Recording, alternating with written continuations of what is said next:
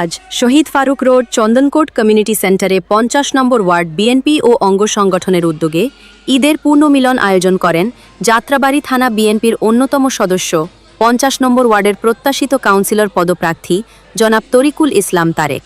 প্রধান অতিথি ঢাকা ৫ আসন জনতার এমপি জনপ্রিয় নেতা আলহাজ নবিউল্লাহ নবী, যাত্রাবাড়ী থানা বিএনপির আহ্বায়ক জামশেদুল আলম শ্যামল, সোয়েল আহমদ খান, বিশিষ্ট ব্যবসায়ী আলী হোসেন। অনুষ্ঠানে বহু নেতাকর্মীরা উপস্থিত ছিলেন এবং তাদেরকে আপ্যায়নের ব্যবস্থা করা হয় এবং ৫০ নম্বর ওয়ার্ড বিএনপির সভাপতি শাকিল আহমদ, সাধারণ সম্পাদক ওয়াসিম, এলাকার নেতাকর্মী ও জনগণকে ধন্যবাদ জানান। পালিয়ে বেড়াতে হয়েছে। এছাড়া যদিও আমাদের দল ক্ষমতায় এসেছে, এই প্রথম এই উৎসবে আমরা সব ঐক্যবদ্ধ হয়েছে, কিন্তু আমাদের একটা জিনিসের অভাব, যেটা নাকি দেশনীতি বেগম খালেদা জিয়া যদি উনি থাকতেন আমাদের মধ্যে, তো এই উৎসবটা আরও সুন্দর ও সার্থক হবে। পঞ্চায়েত কমিটি আপনি এলাকার সন্তান, এই যে একটি অনুষ্ঠান ঈদের পরে ঈদ উৎসব, কেমন অনুভূতি? সবাইকে কাছে পাইতে আছে, পুলিশের ভয় নাই, নিজের দল ক্ষমতায়, আসলে কেমন লাগতে আছে? আসলে আমাদের ঢাকার মানুষরা তো ঈদ উৎসব জাঁকজমক করে থাকি আমরা। আজকে আমরা এই ঈদ উৎসবটা আমরা ওয়ার্ড ভিত্তিক আমাদের পুরো আসনের মধ্যে আমরা ঈদ উৎসব করবো জাঁকজমকপূর্ণভাবেই।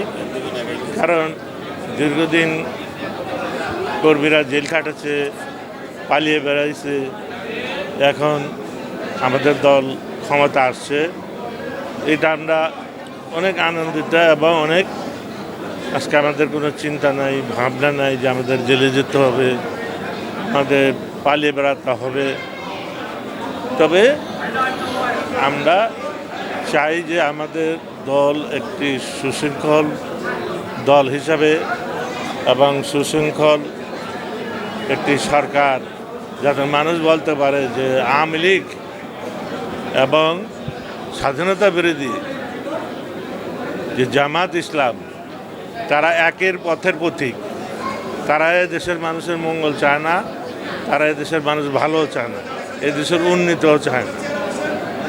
আওয়ামী লীগ হলো লুটপাট করার দুর্নীতিবাজ সরকার, আর জামাত ক্ষমতা আসলে তারা এই দেশে জঙ্গিবাদীর উৎসব চলবে, এ দেশে জঙ্গিবাদী প্রতিষ্ঠিত হবে। কারণ তারা স্বাধীনতা যুদ্ধের সময় তারা মুক্তিযোদ্ধা বিরোধী ছিল, স্বাধীনতা বিরোধী ছিল। কাজে এই দেশের মানুষ এই জামাত ইসলাম, এই গুপ্ত বাহিনীর দ্বারা কোনো ভালো কিছু আশা করতে পারে না। কালো রাত নিয়ে কোনো মন্তব্য আছে কিনা? আজকে তো কালো রাত, আজকে 26শে মার্চ। এই রাত্রে স্বৈরাচার পাক শাসক গোষ্ঠী সারা বাংলাদেশের ঘুমন্ত মানুষের ওপর ঝাঁপিয়ে পড়েছিল, এই দেশের মানুষকে হত্যা করেছিল। তখন এই দেশের মানুষ যখন হাল ধরার কেউই ছিল না, দুইটা রাজনৈতিক দল ছিল, আওয়ামী লীগ এবং জাসদ, তারাও এই দেশের মানুষের হাল ধরে না। মেজর জিয়া রহমান এই দেশের মানুষের দুর্দিনে হাল ধরেছিল, এই দেশের মানুষের পক্ষে স্বাধীনতা ঘোষণা দিয়েছিলেন, মুক্তিযোদ্ধা ঘোষণা দিয়েছিলেন। কিন্তু দুইটা বড় রাজনৈতিক দল থাকার পরও তারা স্বাধীনতা ঘোষণা দেয়নি, তারা মুক্তিযুদ্ধ করারও ঘোষণা দেয়নি। এতে মানে তারা স্বাধীনতাও চায় নাই, তারা মুক্তিযুদ্ধ চায় না। তারা চেয়েছিল আওয়ামী লীগের নেতারা শেখ মুজিবুর রহমান এদেশের প্রধানমন্ত্রী হবে, তাদের আশা ছিল এদেশের প্রধানমন্ত্রী হবে। তারা পাকিস্তান যে আলাদা বাংলাদেশ একটা রাষ্ট্র হিসাবে তারা কোনো সময় দাবিও করে নাই, চিন্তা ভাবনা করে নাই। তারপরে যা হোক, এই দুর্দিনের হাল ধরেছিল শহীদ জিয়া রহমানি। আজকে শহীদ জিয়া রহমানি এই দেশের স্বাধীনতা ঘোষণা দেওয়ার কারণেই আজকে আমরা মুক্ত স্বাধীন দেশে আমরা বসবাস করতে পারছি।